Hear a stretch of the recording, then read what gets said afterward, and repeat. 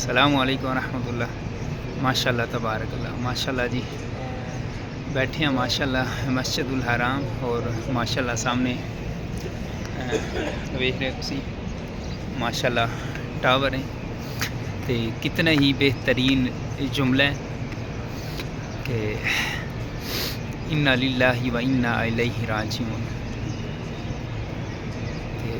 यानी कि मतलब इसका है कि असी अल्लाह ही दे बंदे हैं और उहदी तरफ ही असां लौट के जाना है। बिलाशुबा ये जब जुमला बंदा सुनता है ना तो बंदे ने अंदरों एक एहसास होता है और इत्मीनान होता है कि इंशाअल्लाह ऐसा जाना है ना अपने रहमान नाल। बंदा बाज़ औक़ात इतना ज़्यादा मजबूर हो जाता है, इतना ज़्यादा वो परेशान हो जाता है ना, हो जाते हो तुसी भी हो जाते हो, हर बंदा हो जाता है। तो कदे बंदे की हिम्मत नहीं हारनी चाहिए। ये जुमला सुन के बंदे ने सकून लभ जाता है। किस तरह कि आखिरकार तो ऐसा अपनी असली ठिकाने हाल जाना है ना, जो साडा है ही असली ठिकाना बिल्कुल ऐसा उहदे हाल ही जाना है। तो इंसान बचना चाहिए बुरे अमाल तो, बुरियां खतावां तो, बुरी संगत तो, क्योंकि साडा हर कुछ जो असी अमल करने हैं ना वो नोट होंदा है। तो नबी करीम सल्लल्लाहु अलैहि वसल्लम की हदीस भी है कि तुसां यानी कि जो तसव्वुर करो दे उसके मुताबिक ही पाओ दे, यानी कि नीयत दे ही मुताबिक अगो जो साडा होवेगा ना सिस्टम वो उसके मुताबिक नीयत के मुताबिक ही होवेगा। जो साडी नीयत होवेगी सन उसका ही अजर लभना है। तो बेहतर है कि इंसान अच्छी नीयत करे और उसका फ़ायदा भी अच्छा होवेगा, क्योंकि साडी एक दुनियावी ज़िंदगी जितनी भी है 40-50 साल जितनी भी है, तो ये अगर असी चंगे अमाल कर लाँगे ना तो नबी करीम सल्लल्लाहु अलैहि वसल्लम फरमाते सन कि दुनियावी ज़िंदगी इस तरह जिमें आखिरत की खेती है, इत्थे अगर बोहां देना तो आगे जाके कट्टां दे। बिलाशुबा ये बंदे की अकल भी ये आखदी है कि ऐसी वो आखदे सन ना कि भी जिस तरह करोगे उस तरह तुहाडे नाल भी होएगा। अगर बंदा इक्की नाल बुराई करदा है ना, आखदे मसाल देंदे कि तेरे नाल भी इस तरह होवेगी तो फिर तू मरना है।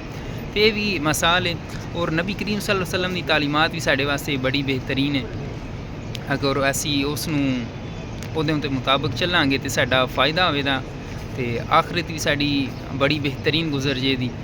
तो बाज़ औक़ात बंदा बड़ा परेशान हो जाता है पाकिस्तान में जिस तरह के हालात न।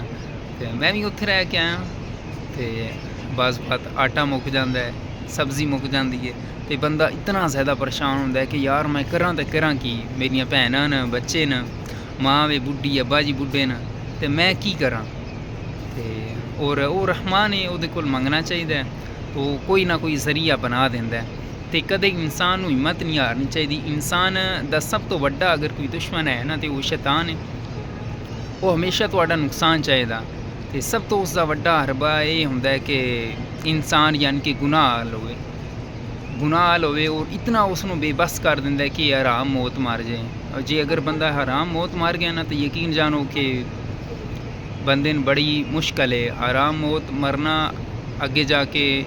बिलाशुबा अल्लाह ताला इंसान को जानता है। आखदे कुरान मजीद में ये भी है कि बाज़ औक़ात बंदा बड़ा ही ज़्यादा मजबूर हो जाता है, वो आराम मौत मर जाता है, तो उसका मामला अल्लाह ताला को चाहे उसनूं सज़ा दे या फिर जहन्नम जन्नत भेजे, ये तो अल्लाह ताला ही जानता है ना। कि अल्लाह ताला साड़ियाँ खतावां मुआफ़ करे। इंसान को अल्लाह ताला बेहतरीन सूरत दी है, बेहतरीन साख विच ढालिया, तो इंसान को कदे हिम्मत नहीं हारनी चाहिए। ये जो परेशानियाँ वगैरह आउंदियां ने ये अल्लाह ताला दी तरफों आउंदियां न, तो हौसला करना चाहिए। तो बिलाशुबा यानी कि पहला माड़ा टाइम होवेगा, फिर उस तो बाद इंशाअल्लाह ताला चंगा टाइम होवेगा। अल्लाह का शुक्र है मेरे नाल भी इस तरह ही है। पहला यानी कि थोड़ा जहा माड़ा सी, हुण आया इंशाअल्लाह ताला यानी कि अगे नालों काफ़ी बेहतर है। तो इस तरह इंसान यानी कि पहला जब बंदा छोटा होंदा है ना तो कोई भी पुछदा नहीं है, जब बंदा थोड़ा जिहा वड्डा होंदा है फिर आस्ता आस्ता सारे पुछन लग पैंदे न। हालांकि उन्हां दा पुछना जो पहली हालत विच उन्हां दा पुछना उस टाइम बनदा सी, बाद विचों हालांकि मेरे नाल कोई इस तरह का मामला नहीं बनया है कि भी अल्लाह ताला मुआफ़ करे कि भी मेरे रिश्तेदार अगर ये वीडियो वेखन तो वो नोट करन। मेरे नाल नहीं होया खैर मामला, विच तकरीबन ज़्यादातर नाल होंदा है इसी तरह। तो अल्लाह ताला खैर करे, अल्लाह ताला सन अपने हिफ्ज़ो ईमान च रखे। तो अल्लाह ताला सन नबी करीम सल्लल्लाहु अलैहि वसल्लम के रास्ते चलने की तौफीक अता फरमाए। अगर कोई इस वीडियो च गलती हुई है तो उसनूं अल्लाह ताला मुआफ़ करें। अल्लाह ताला तुहानू भी ये पाक जगह वेखने दी तौफीक अता फरमाए। आमीन या रब्बल आमीन।